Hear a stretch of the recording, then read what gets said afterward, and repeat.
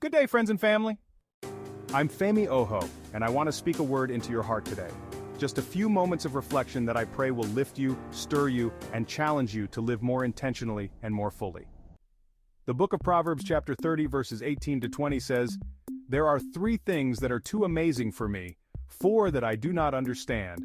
The way of an eagle in the sky, the way of a snake on a rock, the way of a ship on the high seas, and the way of a man with a young woman. This is the way of an adulterous woman. She eats and wipes her mouth and says, 'I've done nothing wrong.'"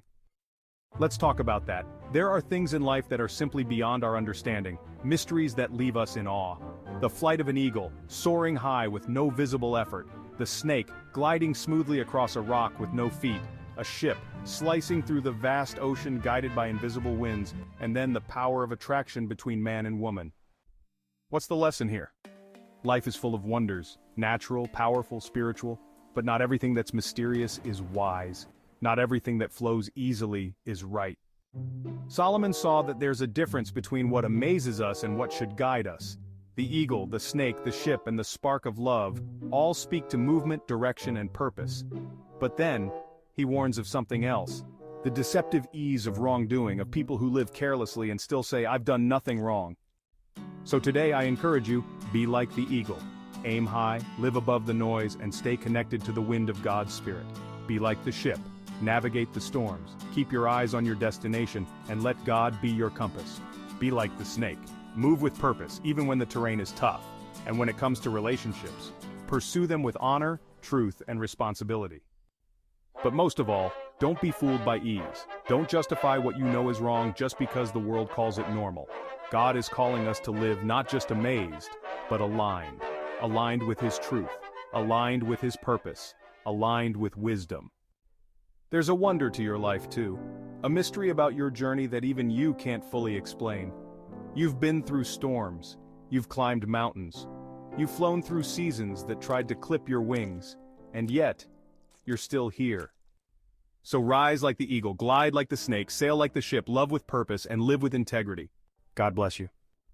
If you love this, follow me for more. Imagine if power wasn't about control, but about character. Sounds game-changing, right? Let's flip the word power. P, positioned. Stop waiting to be powerful. Recognize that your current season is your platform. Right here, right now, you're positioned for greatness. O, obedient. Choose integrity over ego. Real power submits to something higher. When you obey your values, you create true influence. Wise. Don't just flex muscles, flex your mind. Think before you speak or act. Wisdom is the cornerstone of real strength. E, empowering. Use your platform, your voice, your skills to elevate someone else. Empowering others is the ultimate display of power. R, resilient. You don't have to win every battle, just refuse to quit. Resilience builds character, and character builds real power. So let's flip the word power from control to character, from dominance to destiny. Let your power be purposeful and people-building. Remember, true power isn't about ruling over others. It's about lifting them up. You've got this.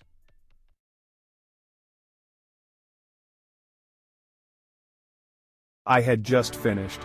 She lay in my arms, smiling, tired, and tangled up with me beneath the rumpled sheets. It had been passionate.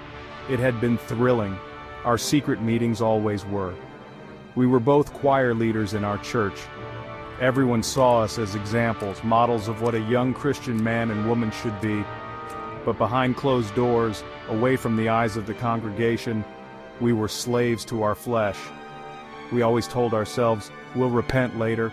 We're getting married anyway, so it doesn't matter. God will understand our weakness.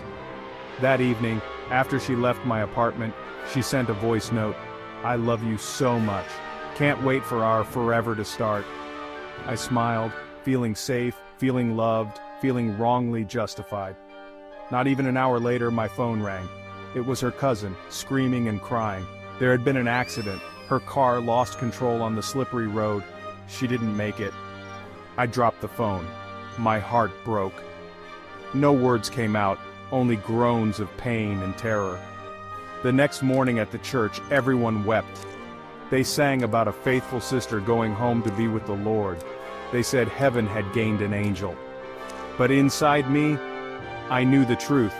Only God and I knew her last act on earth was not one of holiness, but of hidden sin.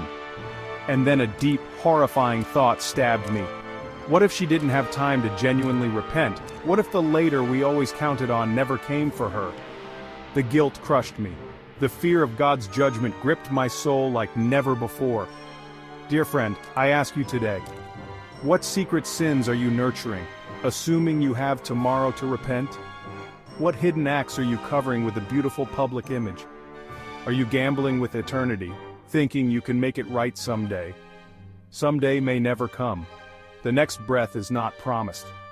God sees beyond the applause and the titles. He sees the heart, He sees the hidden life, and He judges in righteousness. Repent now while there is time. Forsake your secret sins. Flee from every appearance of evil.